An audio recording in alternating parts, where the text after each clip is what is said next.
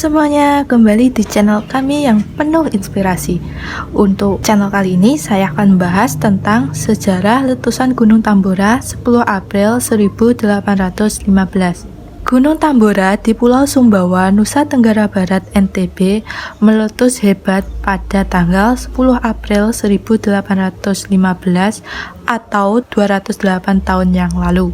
Ledakan ini melontarkan sekitar 140 miliar ton magma. Selain itu, tak hanya membunuh lebih dari 71.000 orang di Pulau Sumbawa, tapi abu yang dilepaskannya menciptakan anomali iklim global. Melansir LiveScan tanggal 12 Maret pada tahun 2011, pada tahun 1815, letusan Gunung Tambora di Pulau Sumbawa disebut sebagai letusan gunung berapi terbesar dalam sejarah.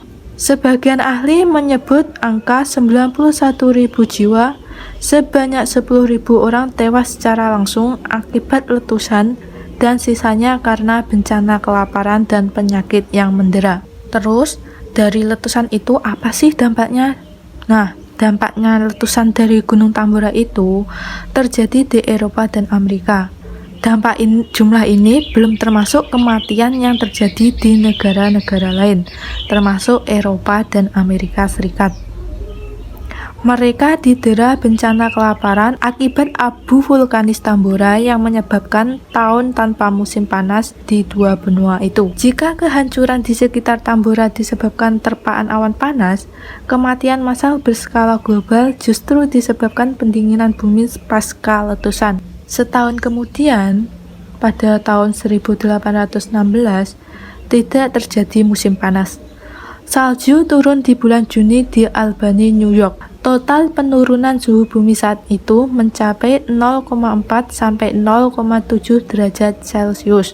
Dampaknya adalah kegagalan panen global. Sungai es terlihat pada bulan Juli di Pennsylvania. Ratusan ribu orang mati kelaparan di seluruh dunia. Mungkin dari kalian semua belum banyak yang tahu bahwa letusan Gunung Tambora di Indonesia mengilhami penemuan sepeda di Eropa. Kok bisa sih? Nah, meski terletak di Indonesia bagian tengah, namun dampak dari letusan itu mempengaruhi dan berdampak ke kehidupan di seluruh dunia. Abu yang disemburkan letusan Tambora mempengaruhi suhu rata-rata dunia turun hingga 3 derajat Celcius. Letusan ini juga membuat sejumlah negara di belahan bumi utara tak memiliki musim panas selama 1 tahun. Tanaman gagal dipanen dan banyak binatang ternak mati karena kelaparan. Salah satunya adalah kuda yang ketika itu banyak dimanfaatkan manusia untuk sarana transportasi berpindah dari satu tempat ke tempat yang lain. Nah, dari letusan Tambora itu menginspirasi pembuatan sepeda. Dikutip dari LiveScan pada tanggal 30 bulan Agustus tahun 2017, pada tahun 1817, seorang berkebangsaan Jerman bernama Karl von Drais membuat kendaraan dengan 2 roda. Temuan itu belum disebut sebagai sepeda kala itu. Ketika itu, karya Drais ini dikenal di seluruh kawasan Eropa dengan nama yang berbeda-beda. Alat itu disebut mulai dari Draisine, Dandy Horse, dan Hobby Horse.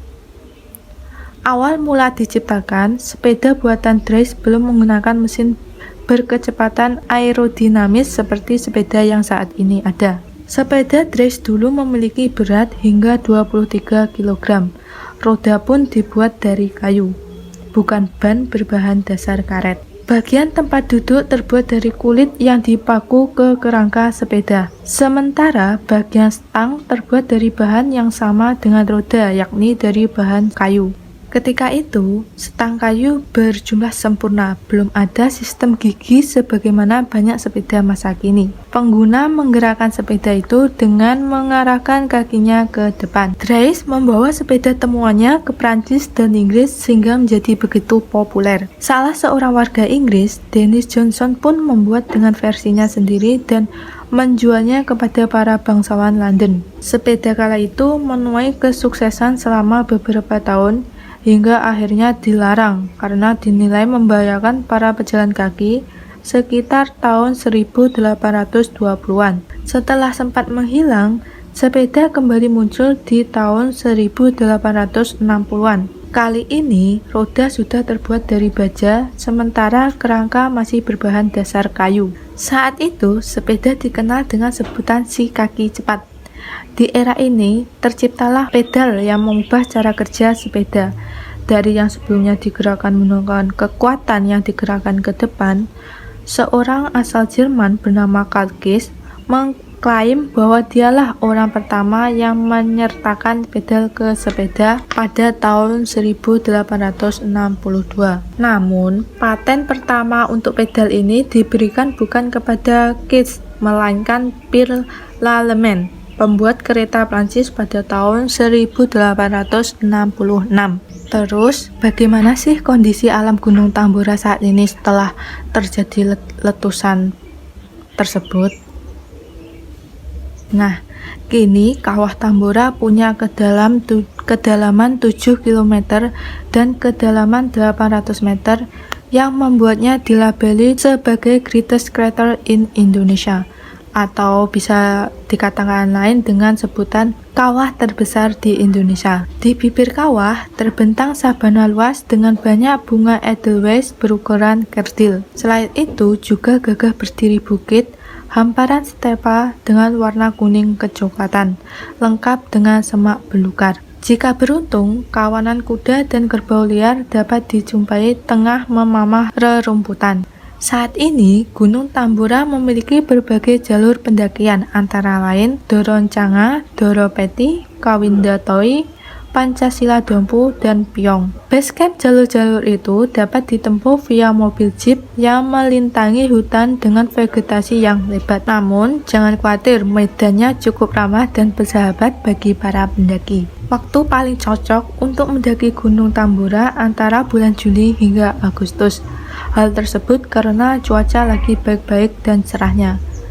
Dari puncak Tambora terlihat pemandangan indah kawah, hamparan pantai Dodo, Gunung Doromboha, juga Pulau Satonda. Di bagian lereng puncak, para pendaki dapat mendirikan tenda lantaran tempatnya yang cukup landai. Namun, untuk mencapainya harus menuruni puncak dengan trek yang cukup sulit.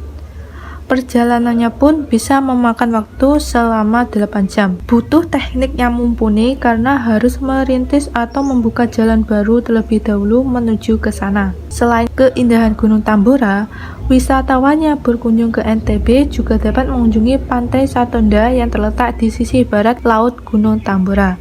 Pulau ini merupakan daratan yang terbentuk akibat disrupsi abu vulkanik letusan Gunung Tambora pada tahun 1815. Lokasi Pulau Satonda hanya dipisahkan oleh selat dengan Pulau Sumbawa. Cara mencapainya cukup mudah, yaitu menggunakan perahu motor atau speedboat dari Labuan Kananga. Nah, itu tadi penjelasan tentang sejarah letusan Gunung Tambora pada tahun 1815. Semoga bermanfaat bagi kalian menonton ini. Jika kalian suka, klik like, subscribe, dan bisa share ke teman-teman kalian. See you, sampai jumpa di channel berikutnya.